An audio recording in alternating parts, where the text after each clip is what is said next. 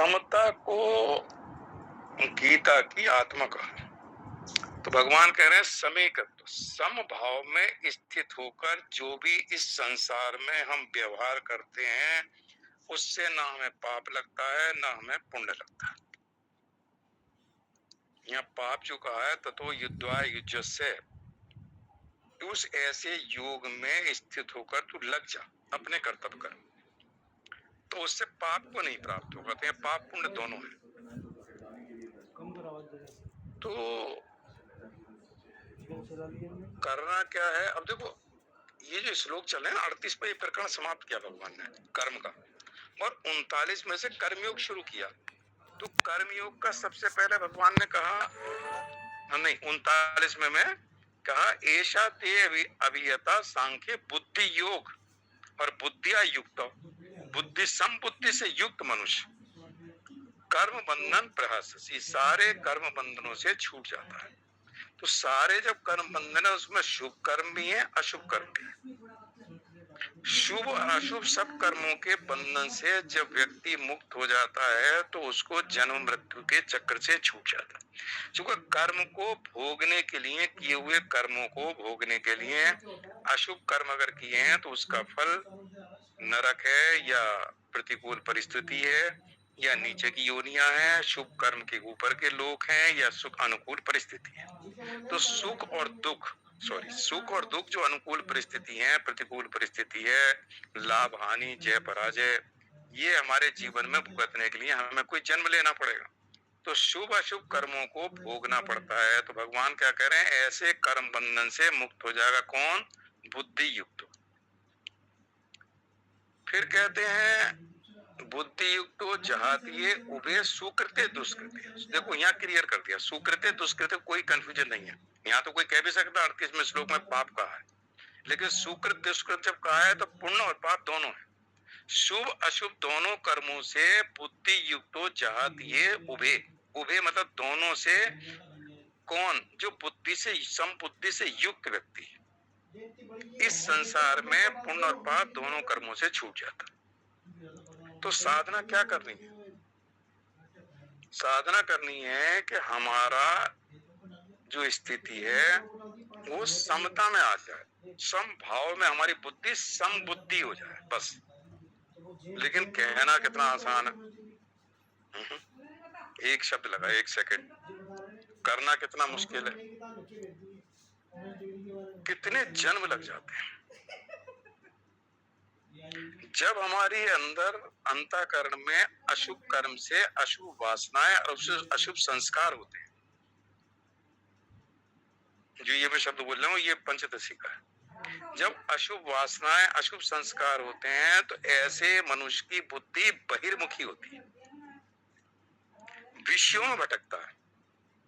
कहते हैं अंतर्मुखी बुद्धि तभी होगी जब उसका अंतःकरण निर्मल होने लगेगा, पाप कर्म अशुभ कर्म की जो वासनाएं हैं वो नष्ट होने लगेगी। तब ऐसा व्यक्ति के अंदर ये जिज्ञासा उत्पन्न होगी, मेरा वास्तविक स्वरूप क्या है, उसको जानने की जिज्ञासा उसके उत्पन्न होगी। तब वो अंतर्मुखी होगा, तब वो अंतर्मुखी होकर चिंतन करेगा। बहिर्मुखी जब तक व्यक्ति रहता है तो संसार में, बहिर्मुखी व बाहर जो दुनिया है, बाहर जो संसार है उसमें आसक्त हो जाता है। ये देखो वासनाओं का कितना खेल है। जो हम शुभ और अशुभ कर्म करते हैं उससे जो वासनाएं संचित होती हैं, संस्कार बनते हैं, उससे व्यक्ति बहिर्मुखी होता है। कितना ही आप कथा प्रसंग कर लो, वो नहीं आ सकता जब तक उसका अंतःकरण में शुद्धि नहीं है। कितना आप कोशिश करके देख लो किसी व्यक्ति से, जो काफी कहने के बाद भी नहीं आता, उसके अंदर अभी अंतःकरण में बहुत ज्यादा मलिनता है, बाहर उसकी बहुत ज्यादा आसक्ति है। प्रश्न आता है कि समता क्यों नहीं आती? भगवान ने इतने बढ़िया बढ़िया श्लोक कहे थे, 39वां बुद्धिया युक्तो या पार्थ कर्म बंधन प्रयाससी। ऐसा व्यक्ति समबुद्धि से युक्त होकर कर्म बंधन का त्याग करते हैं। हम समबुद्धि से युक्त होगा। जब भगवान ये बार बार कहते हैं गीता में संगम त्यक्ता, दूसरे अध्याय से शुरू कर दिया, कर्म में आसक्त मत हो, कर्म फल में आसक्ति मत रख, कर्म फल में अनासक्त भाव के कर्म कर, निष्काम भाव से कर्म कर, सकाम भाव का त्याग कर, सकाम बंधन है, निष्काम मुक्ति है। क्यों बार बार इतना जोर दे रहे हैं? सोचो, किसी एक शब्द के ऊपर दूसरे अध्याय से लेकर 18वें अध्याय तक भगवान ने कितना इसके ऊपर जोर दिया है। अर्जुन को माध्यम बना के हम सबसे कह रहे हैं, लेकिन कहना, मैं ये कहता हूं बार बार कि कहना और करना, तो अभी बात चल रही थी कि समता क्यों नहीं आती। तो पंचदशी में ध्यान दीप प्रकरण में इसके प्रतिबंध दिए। प्रतिबंध क्या है? जो हम उस आत्म ज्ञान का ज्ञान होने के बाद भी अनुभव नहीं होता। कल ये बात चली। तो वो कहते हैं कि जब तक विषयों में आसक्ति है, देखो इसलिए भगवान संगम त्यक्ता कह रहे हैं। यहां से देखो पंचदशी, उसने जो प्रतिबंध कहे हैं, प्रतिबंध में कहे विषयों में आसक्ति, कुतर्क, मंद बुद्धि और विपर्य, चार चीज ये चार दोषों के कारण अंतर्मुखी नहीं होता और ज्ञान का अनुभव नहीं होता, परोक्ष ज्ञान का अपरोक्ष अनुभव नहीं होता। तो विषयों में आसक्ति होने के कारण इंद्रियां बहिर्मुखी रहती हैं, क्योंकि बाहर उसके अभी आसक्ति है, बाहर आसक्त है। जब बाहर आसक्त है, कहा बाहर कहाँ है? संसार में, विषयों में। तो जो भगवान कह रहे हैं, इस बात को ध्यान रखे, धीरे धीरे धीरे धीरे साधन क्या करना है। देखो ज्ञान की कमी किसी के पास नहीं, जो 12 लोग हम बैठे हैं सब महाज्ञानी है। जो सालों से सुन रहा हो, तो ऐसा तो कोई नहीं जिसको आत्मा अनात्मा का पता ना हो, विषयों का, इंद्रियों का, कर्मेंद्रिय सब पता है। लेकिन साधन क्या करना है कि जो हमारी विषयों में बहिर्मुखी दृष्टि है, जो बाहर विषय हैं, संसार है, इससे धीरे धीरे ये जो अनित्य है, इससे धीरे धीरे अपने आप को विड्रॉ करते चले जा। दिन भर में जो पहले हम 5-7 घंटे संसार में लगाते थे, अगर आवश्यकता नहीं है तो संसार में लगाना कम करना बस। तो जैसे जैसे विषयों में अनासक्त भाव आएगा, बहिर्मुखी दृष्टि अंतर्मुखी होने लगेगी। क्योंकि जितना बाहर के विषयों में आसक्त होंगे तो विषयों का चिंतन होगा, जितना बाहर के विषयों से अनासक्त होंगे तो विषयों का चिंतन कम होने लगेगा, या तो शांत होगा या परमात्मा का चिंतन करेगा। तो ये जो भगवान कहते हैं कर्म बंधन से छूटेगा, कर्म बंधन समाप्त हो जाएंगे, बुद्धि युक्त तो जहाती है सुख दुखे, उसको एक जगह योगा कर्म से कौशलम, शायद उसी में इस श्लोक में कहा है। तो योग जो है कर्मों में कुशलता है। तो योग क्या है? समत्व योग उच्चित है। इस समभाव में स्थित होने से ही वही कर्मों में कुशलता है। कर्म में कुशलता क्या है? जिससे हम कर्म बंधन छूट जाए, वो कुशल कर्म है, और बाकी सब अकुशल है। मतलब जिस कर्म के करने से हम बंधन में पड़ना है, अगले जन्म में या इसी जन्म में प्रारब्ध के अनुसार हमें भोगना पड़ेगा। अच्छा कर्म तो दुख सुख के रूप में, बुरा कर्म तो दुख के रूप में। तो भगवान ये जो कह रहे हैं, इसको जब पंचदशी के साथ पढ़ते हैं तो और क्लियर होता है। तो वहां बात हो रही थी कि विषयों में आसक्ति, मंद बुद्धि, मतलब बुद्धि सूक्ष्म नहीं हुई है। बुद्धि संसार में जब लगती है तो बुद्धि स्थूल होती है, क्योंकि संसार स्थूल है, उसे स्थूल जगत कहते हैं। तो संसार में स्थूल जगत में व्यवहार करने के लिए स्थूल शरीर की आवश्यकता है, इसलिए स्थूल शरीर से स्थूल जगत में व्यवहार करते हैं। स्थूल इंद्रियां हैं, अंदर सूक्ष्म है, तो सूक्ष्म शरीर से सूक्ष्म जगत में व्यवहार करते हैं। जो स्वप्न है तो वो सूक्ष्म जगत है, स्थूल शरीर से स्थूल जगत में व्यवहार करते हैं। तो स्थूल शरीर से स्थूल शरीर में व्यवहार करते करते हमारी बुद्धि स्थूल हो जाती है। जितने संसार में आसक्त होंगे उतनी बुद्धि स्थूल हो जाएगी। तो उसको कहते हैं कि बुद्धि, स्थूल बुद्धि को मंद कहते हैं। कहते हैं मोटी बुद्धि का आदमी है, इसकी बुद्धि बड़ी मोटी है। बच्चे उड़ाटते हैं जब पेरेंट्स कहते हैं इतनी मोटी बुद्धि है इसकी, कुछ कह लो इसकी समझ में नहीं आता, तो उसे स्थूल कहते हैं। जितनी बुद्धि सूक्ष्म होती चली जाती है उतनी बुद्धि कुशाग्र हो जाती है। सूक्ष्म बुद्धि से चिंतन होता है परमार्थिक, स्थूल बुद्धि से केवल, अच्छा देखो सूक्ष्म बुद्धि से पारमार्थिक चिंतन भी होता है और स्थूल जगत में बहुत बढ़िया निर्णय लेता है। जो बुद्धि जब सूक्ष्म होगी ना तो सारी चीजों के बारे में चिंतन कर लेगा, छोटे छोटा इशू भी देख लेगा। जो सात्विक बुद्धि में कर्तव्य अकर्तव्य, प्रवृत्ति और निवृत्ति मार्ग, धर्म और अधर्म और बंधन और मोक्ष, इनको जो यथार्थ जानता बच क्या गया, वो सात्विक बुद्धि है। तो पहले तो सात्विक बुद्धि हो, और दूसरे उसने कहा था कि रजोगुण और तमोगुण अगर हमारे अंदर है तो आत्मज्ञान का अनुभव नहीं होता। आत्मज्ञान हो जाए, आत्मा के विषय में ज्ञान हो जाए लेकिन अनुभव नहीं हो।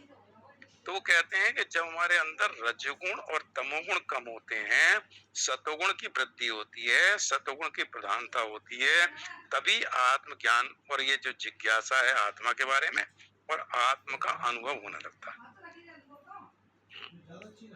तो हम इस रजोगुण को, चूंकि साधक में देखो तमोगुण तो नहीं होता जो भी साधक है, लेकिन रजोगुण तो होता ही होता है। रजोगुण को कम करने की बहुत आवश्यकता है, तमोगुण या किसी में नहीं होता, लेकिन रजोगुण जो है अभी भी सब में ही है। तो वहां रजोगुण का त्याग करने के, क्योंकि रजोगुण को, तमोगुण तो है ही आसुरी, रजोगुण को भी आसुरी संपदा कहा है। दो ही है ना, दैवी और आसुरी। तो सतोगुण को दैवी संपदा है और रजोगुण तमोगुण आसुरी संपदा है, क्योंकि उसमें लोभ है, आसक्ति है, अभिमान है, अहंकार है, तो राजस आसुरी संपदा का है। तो रजगुण को कहते हैं, रजगुण और तमगुण होने के कारण भी वो कर्मों में व्यस्त रहता है। लोभ, कर्म प्रवृत्ति ये लगे रहते हैं। जब कर्मों में लगा रहता है तो बाहर की दुनिया में लगा रहता है, तो वो अंतर की दुनिया में अंतर्मुखी नहीं हो पाता। रजगुण, रजगुण कर्म में प्रवृत्त कराता है, तो बाहर भगाता है, ये करना, ये करना, ये करना, ये करना, बैठ के थोड़ी देर उसको शांति से नहीं बैठने देगा। तो ये जो श्लोक हैं जो चल रहे हैं, तो भगवान ने देखो शुरू किया स्वधर्म से, 31वां श्लोक, और अंत किया है समता पे, सुख दुखे समय करता।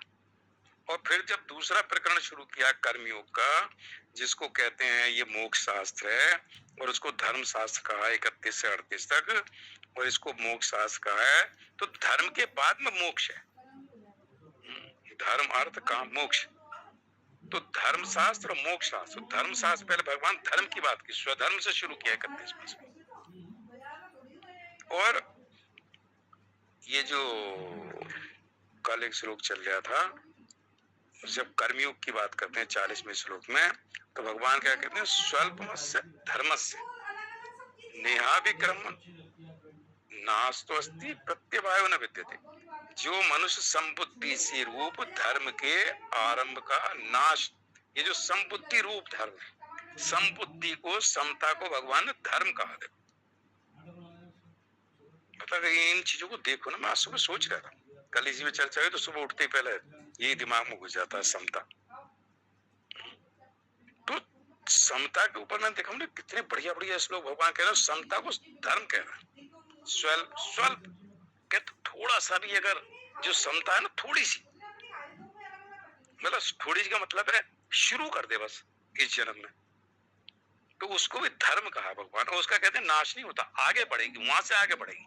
जैसे कल कह रहे थे कि जो बद्रीनाथ जाने के लिए अगर आगरा से हरिद्वार पहुंच गया तो सुबह उठेगा तो हरिद्वार से आगे बढ़ेगा, मतलब फिर आगरा से नहीं बढ़ेगा। तो जैसे हम जहां तक पहुंच गए, स्वल्प से भी अगर थोड़ा सा हो गया है तो अगले जन्म में वहां से पहुंचे। उसने हाँ और कहा था, एक पंचदशी उसने कहा था कि ये जो व्यक्ति है ना साधक, इसको ज्ञान की प्राप्ति हो गई, मतलब आत्मज्ञान की, इसको पूरा ज्ञान हो गया आत्मज्ञान, लेकिन कहीं मन में थोड़ी सी अभी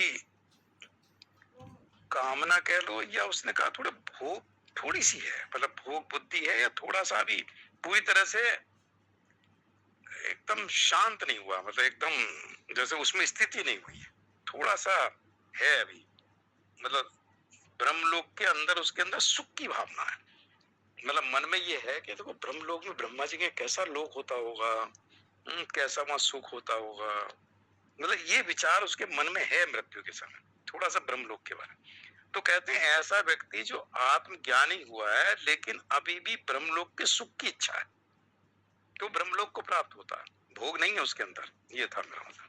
तो वो कहते हैं ऐसा व्यक्ति ब्रह्मलोक में ब्रह्मा जी के साथ ब्रह्म में लीन होता है, मतलब उसको जो आत्मज्ञान से जो मुक्ति है वो मुक्ति उसको वहां होती है, क्योंकि उसके मन में अभी थोड़ा सा, जैसे कई बार हम सब लोग हैं तो इतना सुनते सुनते कई बार आते ये लोग ये वो लोग ब्रह्म लोग चला जाता है या उस जगह लोग कुछ लोग चला जाता है, तो ये बात उसके मन में कहीं अभी है, तो उस लोक की प्राप्ति हो जाती है। उस लोक में जाने के बाद फिर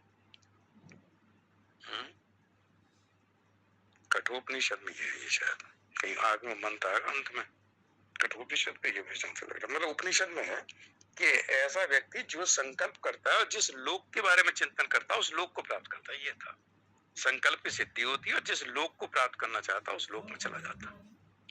तो आत्मज्ञान हो चुका है लेकिन अभी कहीं मन में किसी लोक की थोड़ी इच्छा है, इच्छा की निवृत्ति नहीं हो रही, इस संसार के भोगों की इच्छा नहीं है लेकिन किसी लोक की इच्छा है, तो उस लोक को प्राप्त कर देता है, ये था उस श्लोक। तो ऐसे व्यक्ति के साथ उसने लिखा है उस श्लोक में था कि उस व्यक्ति के साथ जो उसकी सेवा भाव से लगा रहता है उसको भी उसका संकल्प उसका पूरा हो जाता है, ऐसा पूछता है।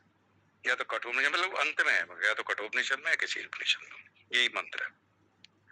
तो ये जो स्वल्पस्य धर्मस्य का, तो मेरा मतलब समता को, समबुद्धि को भगवान ने धर्म कहा। देखो तो क्या मतलब कि अगर समभाव में हमारी स्थिति है, समभाव हमारा जो आत्मा है वो सम है और आत्मा के अलावा जितना अनात्म पदार्थ है वो सब विषम है, तो उसको धर्म कहा है।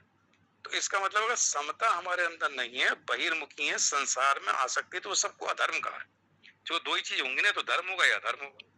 तो समबुद्धि को 40वें श्लोक में कहा, इस समबुद्धि रूप धर्म के, समबुद्धि को, धर्म शब्द का इस्तेमाल भगवान ने इसी श्लोक में किया।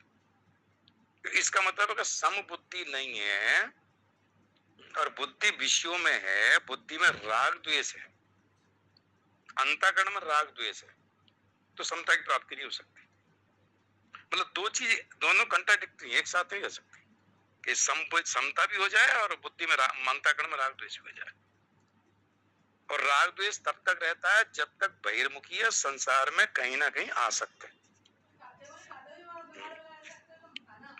जब आत्मज्ञान के श्लोक 31 से 30 तक, तो भगवान वहां समता की बात कहते हैं कि अगर शरीर, मैं शरीर हूं, मेरा शरीर है, मेरे लिए शरीर है, ये भाव बना हुआ है, तो विषमता है। शरीर के साथ तादात्म्य नहीं है, आत्मज्ञान के स्थिति पहुंच चुकी है और वो कहता है मैं तो शरीर से अलग हूँ, ममैवांशु जीवलोके, मैं तो परमात्मा के अंश हूँ, शरीर से मेरा तादात्म्य नहीं, व्यवहार के लिए मैं शरीर में रहा हूँ प्रारब्ध के अनुसार, और शरीर के साथ ही रह के मुझे व्यवहार करना, जानना भी है। तो स्वाध्याय करने के बाद इस शरीर की इंद्रियों के द्वारा मेरा जो उद्देश्य है वो केवल अपने स्वरूप को जानना है। तो वो कहते हैं फिर वो समता में स्थिति होगी आत्मज्ञान में। तो ये जो भगवान कह रहे हैं, इसको शब्द तो इसमें कल इस विषय पर चर्चा हो रही थी कि धर्म से कहते हैं त्रायते महतो भयात। महतो मतलब महान, महान भय क्या है, जन्म मृत्यु का।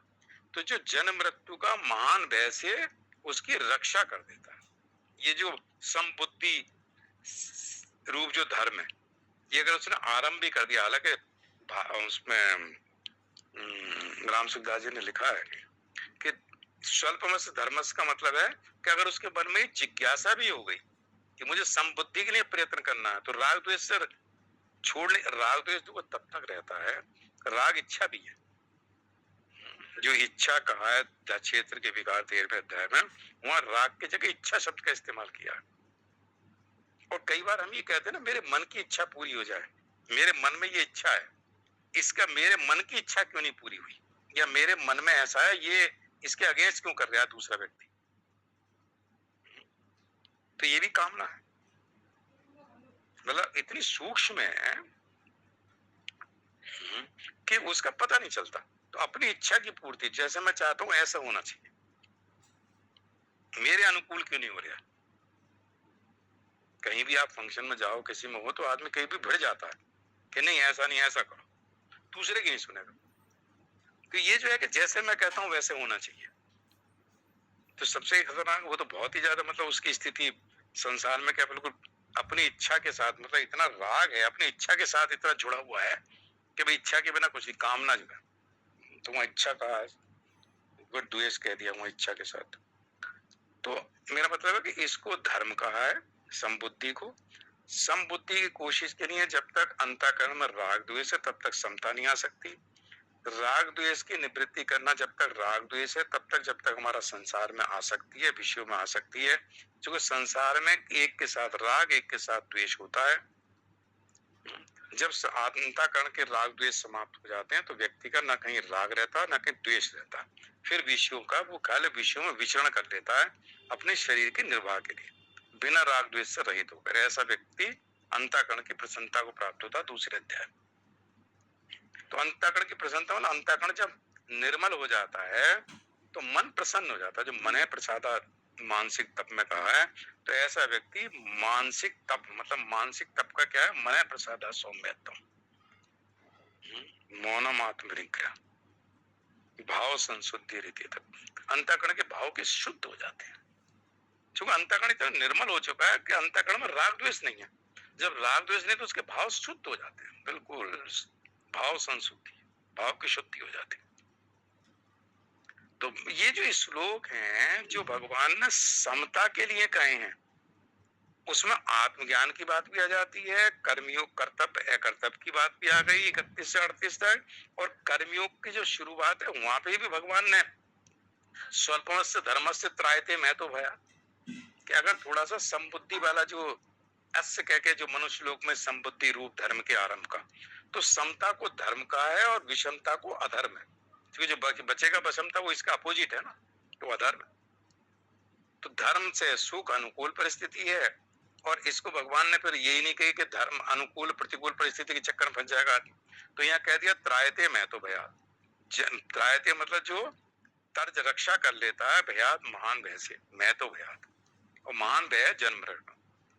तो इसलिए समता की तरफ चलना है, और समता में पहुंचने के लिए जो पंचदशी वाली बात थी उसमें एक ये भी था कि अंतःकरण में जब तक राग द्वेष रहते हैं तब तक समबुद्धि नहीं हो सकती।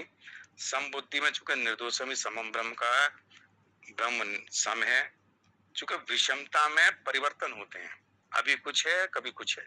सम जो है वो एक सा रहता है, तभी सम कहलाता है। सम जो है परिवर्तन रहित है, सम में कोई परिवर्तन नहीं होता, हमेशा समान रहता है, एक सा बिल्कुल। तो आत्मा में क्या है, कोई परिवर्तन नहीं होता, कोई विचलित भाव नहीं आता, बिल्कुल समान, न कभी बदलता है न कुछ होता है, तीनों काल में हर समय। तो वहां समता कहा है, सम कहा है आत्मा। और विषमता जो प्रकृति में हमेशा परिवर्तन होता रहता है, संसार शरीर हमेशा परिवर्तनशील है, इंद्रियां सब परिवर्तन हो रही, स्थूल शरीर में परिवर्तन हो रहा है, सूक्ष्म शरीर में परिवर्तन हो रहा है, कारण शरीर में परिवर्तन हो रहा है, विषयों में परिवर्तन हो रहा है, कर्म में परिवर्तन हो रहा है, कर्म का आदि अंत है, फल उत्पन्न हो रहे हैं नष्ट हो रहे हैं, धड़ाधड़ इस संसार में सब जगह परिवर्तन ही परिवर्तन। लेकिन आत्मा में तीनों कालों में एक सी है, कालातीत है, गुणातीत है। उस आत्म तत्व का अनुभव, क्योंकि 2-3 दिन से पंचदशी पे लगाऊं पूरे दिन, तो आत्म तत्व के अनुभव की बात देखो। आता है कि कूटस्थ द्वीप में आता है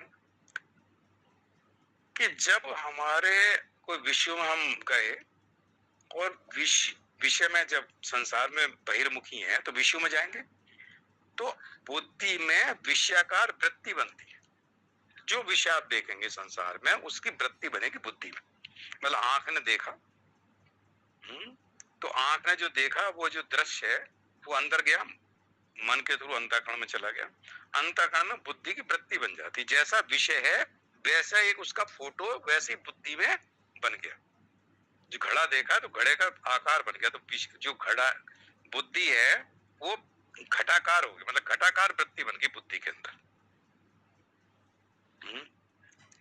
चिदाभास ने उस घटाकार वृत्ति को प्रकाशित कर दिया, चिदाकाश का एक ही काम है बस, जैसी वृत्ति बनेगी इमीडिएटली चिदाकाश चिदाभास जो है उसको प्रकाशित कर देता है। अगर आपका राग है उस विषय में, तो अंतःकरण में वो जो राग है उस विषय के प्रति, राग के वशीभूत होकर बुद्धि निश्चय करेगी। अब बुद्धि न्यूट्रल नहीं है, न तटस्थ है। जो बुद्धि अंतःकरण में राग था, तो अगर उस विषय के प्रति आपके अंदर राग है तो बुद्धि वैसा निश्चय करेगी उस राग के अनुसार। यहां से पाप पुण्य लगता है। और अगर आपका द्वेष है उस विषय में, तो बुद्धि द्वेष के अंतर्गत उस विषय से घृणा करेगी, उस विषय के से इंटरेस्ट नहीं लेगी। तो राग द्वेष क्या कर रहे हैं, जो विषयाकार वृत्ति बन रही है बुद्धि में, उसको चिदाभास ने जब प्रकाशित किया तो बुद्धि ने उस अंतःकरण में जो राग द्वेष उसके अनुसार निश्चय किया। तो जितना हम बहिर्मुखी होते हैं, जितना विषयों में भटकते हैं दिन भर, उतना हमारे अंदर विषयाकार वृत्ति बनती रहती है 24 घंटे। 24 घंटे जब नींद में भी स्वप्न बनेगा, लेकिन दिन भर ये जो विषय हैं ये हमारे अंदर प्रवेश करते हैं। जब सनत कुमार ने 11वें स्कंद में ब्रह्मा जी से पूछा कि पिताजी यह बताइए कि चित्त विषयों में जाता है या विषय चित्त में आते हैं? जो हमारा चित्त है वो विषयों में जाता है या विषय चित्त में अंदर प्रवेश करते हैं? है क्या चक्कर? तो ब्रह्मा जी थोड़ी देर चुप रहे। वहां एक शब्द आता है कि चूंकि ब्रह्मा जी रजगुण की प्रधानता है, तो ब्रह्मा जी का काम है सृष्टि बनाना, विष्णु भगवान में सतगुण की प्रधानता है, रुद्र में तमोगुण की। तो रजोगुण की प्रधानता के कारण इस प्रश्न का उत्तर देने में ब्रह्मा जी समर्थ नहीं हुए। कृष्ण भगवान ने हंस के रूप में वहां प्रकट हुए, तो इसको हंस गीता का। तो पहले सनत कुमार ने पूछा आप कौन हैं? तो पहले तो भगवान ने इसका उत्तर बड़ा बढ़िया दिया। फिर भगवान ने कहा जो चित्त विषय में जाता है विषय चित्त में जाते हैं, तो वो कहते हैं कि ऐसा होता है, चित्त विषय में जाते हैं और विषय चित्त में आते हैं, लेकिन कौन कहाँ जाता है? तो विषय चित्त जो है विषयाकार हो जाता है। मतलब दोनों ऐसे होते हैं कि चित्त विषय और विषय चित्त एक से हो जाते हैं। तो विषय जब चित्त में प्रवेश करे, चित्त जो है यहाँ चित्त की जगह बुद्धि लो, जो भी बात पंचदशी की चल रही थी, तो वैसी बुद्धि वैसा चित्त वैसा अंतःकरण उसी विषय का रूप ले लेता पूरे का पूरा। तो विषय अंदर घुस गए हमारे अंदर। इसलिए भगवान कह रहे हैं कि जब तुम विषयों में आसक्त हुए तो विषय हमारे अंदर प्रवेश कर गए, अब विषयों का चिंतन हो रहा, अंदर घुस गए। तो कहते हैं कि चिदाभास ने उस विषय को प्रकाशित करता है, तो हम विषयों में घूमते रहते हैं। अब देखिए विषय में आप नहीं गए, शांत है मन, बहिर्मुखी नहीं है, शांत बैठे हैं घर में कमरे में, कोई विषय का चिंतन नहीं हो रहा। चिंतन होने भी वृत्ति बनेगी, चिंतन भी नहीं कर रहे, देखना तो अलग बात है। तो अब बुद्धि में कोई वृत्ति नहीं बन रही, वृत्ति रहित अवस्था, 1 सेकंड 2 सेकंड 1 मिनट 2 मिनट जो भी है, जैसी बुद्धि में वृत्ति नहीं बनी, वृत्ति रहित बुद्धि को चिदाभास प्रकाशित, जो प्रकाश करने के लिए कोई चीज है ही नहीं ना, कोई वृत्ति नहीं है। चिदाभास हमेशा वृत्ति को प्रकाशित करता है। जब कोई अंतःकरण में बुद्धि में कोई वृत्ति नहीं है तो चिदाकाश लीन हो जाता है, और जब चिदाभास लीन हो गया तो बुद्धि लीन हो जाती है। जब बुद्धि में वृत्ति नहीं है तो बुद्धि निश्चय क्या करेगी? मन शांत है। जब चिदाभास लीन हो गया, चिदाभास हमेशा तब उत्पन्न होता है जब वृत्ति बनती है, उस वृत्ति को प्रकाशित करना उसका काम है। बहुत बढ़िया करके समझाया उसमें। तो वो कहते हैं कि जब चिदाभास लीन होता है तो क्या रहा? केवल कूटस्थ का प्रकाश रहता है। तो जब कूटस्थ का प्रकाश रहता है उस बुद्धि में, उस अंतःकरण में, तो कूटस्थ क्या है? आत्मा। तो उसको एक आनंद की अनुभूति होती है, जो आत्मा का स्वरूप लक्षण है सच्चित आनंद। तो अंतःकरण में एक विलक्षण आनंद की अनुभूति होती है उसको। तो कहते हैं साधक को उस कूटस्थ का अनुभव तब होता है जब विषयाकार वृत्ति नहीं बन रही है। तो कहते हैं ये अनुभव करे कि चिदाभास में और कूटस्थ का उसको ज्ञान होता है कि दोनों का जो भेद है। तो जैसी वृषाकार फिर वृत्ति बनी थोड़ी देर के बाद, फिर चिदाभास उत्पन्न हुआ, चिदाभास ने फिर उस वृत्ति को प्रकाशित किया, तो ये चलता रहता। तो कहते हैं अंतर्मुखी होने पर चिदाभास और कूटस्थ, तब उसको लगता है कि देखो कितना आनंद है इस कूटस्थ पे जब चिदाभास लीन होता है, जो सुसुप्ति अवस्था में होता है। सुसुप्ति में चूंकि बुद्धि में कोई वृत्ति नहीं बनती, मन बुद्धि सब लीन हो चुके होंगे, चिदाभास भी लीन होता है, केवल कूटस्थ प्रकाशित करता है उसको, और कुछ नहीं है वहां कूटस्थ के अलावा। जो कूटस्थ आत्मा है वो उसको अंतःकरण को पूरी तरह से प्रकाशित करती है। तब उसको उठता है, तब कहता है बड़ी गहरी बड़ी आनंद की अनुभूति हुई। उस अनुभूति को बताने वाला भी है वो। लेकिन जैसे उठता है फिर उसके घर गृहस्थी को देखने के बाद, तो जैसी मतलब वहां समझाने का मतलब ये था कि जैसी आपकी वृत्ति बनती है उस विषय का, उस वृत्ति को इमीडिएटली चिदाभास प्रकाशित करता है। और जब कोई वृत्ति नहीं होती, इसलिए छठे अध्याय में जो 10:5 हो गए, छठे अध्याय में जो श्लोक कहे हैं ना, शनि शनि धीरे धीरे करके उपरति को प्राप्त कर ले, वो कुछ भी चिंतन ना करे, वो है। जब चिंतन ही नहीं करेगा कुछ भी कुछ समय के लिए, तो उसकी वृत्ति नहीं बनती, वो स्थिति उसकी कूटस्थ का साक्षात्कार करता। तो मेरा मतलब है कि भगवत गीता को लेने के बाद में ये जो साधन है ना, थोड़ा इसके विषय में उसका आनंद भी लेना चाहिए कि भगवान ने जो कहा है, तो उसका भी थोड़ा थोड़ा हमें आनंद की अनुभूति हो।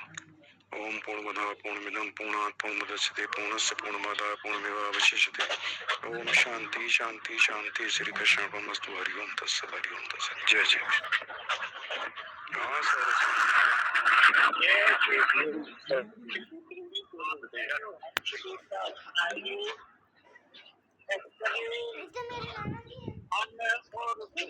दोनों ही कौन किसमें जाएगा?